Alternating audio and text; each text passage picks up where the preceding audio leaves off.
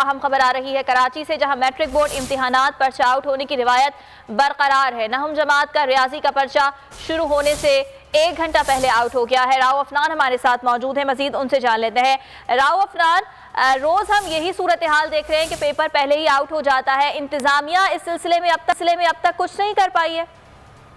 जी बिल्कुल, इंतजामिया बेबस नजर आती है क्योंकि इसके अंदर उनका जो अपना अमला हो, अफसरान हो, ये जिसने इम्तिहानात मुनक्किद कराने वो असातिज़ा वो ही शामिल हैं जो पर्चा लीक करते हैं।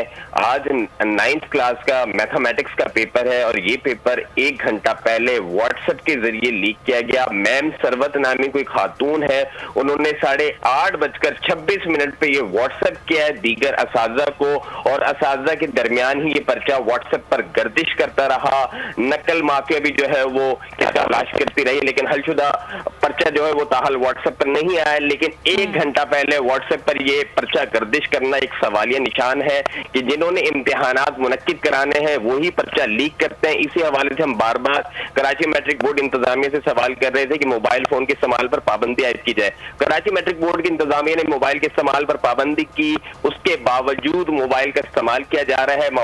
मवासलाती राब्तों से पर्चे लीक किए जा रहे हैं। नकल माफिया सरगर्म नजर आती है और इंतजामिया मुकम्मल तौर पर बेबस नजर आती है। ताहल किसी के खिलाफ कोई कार्रवाई नहीं की गई और इसी हवाले ने इम्तिहानी मराकज पर दफा 144 कोई कार्रवाई अब तक नहीं अमल में आई है। इस बारे में आगाह किया राव अफनान, बहुत शुक्रिया।